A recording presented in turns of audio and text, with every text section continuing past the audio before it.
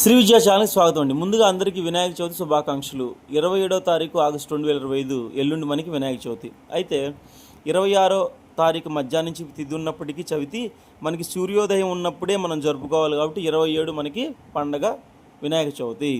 అయితే చాలామంది అడుగుతున్నారు, స్వామి పూజ ఏ సమయం చేసుకోవాలి? గమనించండి, మనకి ఉదయాన్నే 5:30 నుంచి 7:30 లోపు ఆ రోజు సింహలగ్నం ఉంది. అయితే ఈ సింహలగ్నంలో పూజ చేయడం వల్ల అత్యంత ప్రామాణికం. అయితే అందరికీ ఆ టైంకి కుదరకపోవచ్చు. సో ఇంట్లో పిల్లలు నిద్ర లేవాలి, చక్కగా మీరు ఆ రోజు ఇల్లంతా శుభ్రం చేసుకోవాలి, గడపలు పూజించుకోవాలి, తోరణాలు కట్టుకోవాలి, మామిడాకులు కట్టుకోవాలి, ఇలా చాలా పనులు, ఇంకా నైవేద్యాలు ఉన్నాయి కదా స్వామి అని అందరూ అడుగుతున్నారు. అయితే మీరు ఒక పని చేయండి అమ్మా, చక్కగా 5:30 నుంచి 7:30 లోపు ఫస్ట్ స్వామివారి పూజా మందిరం శుభ్రం చేసుకొని పీట వేసి ముందు గణపతిని అక్కడ ఉంచి అన్నీ రెడీ చేసుకొని పనులని మొదలు పెట్టండి.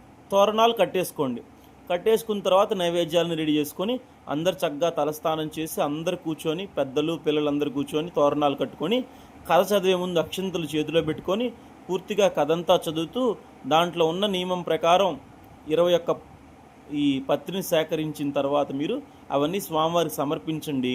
అలానే కుడుములు, ఉండ్రాళ్ళు, మోదుకులు, పాయసం, పరమాన్నం, గారెలు, పానకం, వడపప్పు ఈ నైవేద్యాలను సమర్పించి చక్కగా మీరు కథంతా చదివితే మనకి నీలాప నిందలు అనేవి ఆ రోజు చంద్రుని చూసినా మనకి కలకుండా ఉంటాయి.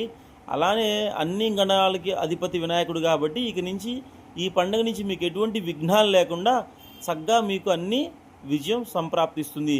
కానీ గరికని మర్చిపోవద్దు, అలానే వెలకపండుని మర్చిపోవద్దు, స్వామివారికి చెరుగడను కూడా మర్చిపోవద్దు.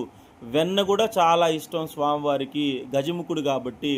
అందుకని వెన్న, చెరుగడ, వెలగపండు, గరికని తప్పకుండా సమర్పించండి పిల్లల చేత కూడా. అలానే కొత్త పుస్తకాలకి పసుపు పూసి చక్కగా పూజించండి. పిల్లలకి విద్యాబుద్ధులు చక్కగా సంప్రాప్తిస్తాయి. తర్వాత గణపతి నవరాత్రులు చేసేవాళ్ళు, అంటే పందిరుల్లో కానీ లేకపోతే అపార్ట్మెంట్లో గణపతి విగ్రహాలు పెట్టుకొని చేసేవాళ్ళు, ఈ సెప్టెంబర్ 7న మనకి చంద్రగ్రహణం, సంపూర్ణ చంద్రగ్రహణం ఉంది. అందుకని మీరు దాన్ని గమనించి సెప్టెంబర్ 5 కల్లా మీరు గణపతి నవరాత్రులు ముగించి మనం సెప్టెంబర్ 7 లోపల స్వామివారి నిమజ్జనం చేయడం సూచన. గురువులు పెద్దలందరూ చెప్తున్నారు, మీరు దాన్ని గమనించి ఈ శాస్త్ర ప్రమాణం ప్రకారం వెళ్ళటం మంచిది. అలానే మనం ఈ గణపతికి చక్కగా ఈసారి నవరాత్రులు చేయడం అన్ని విఘ్నాలు తొలగి మనకు అన్ని శుభాలు జరుగుతాయి. Thanks for watching. Please subscribe. చంద్రగ్రహణ నియమాలు పాటించండి. Please subscribe.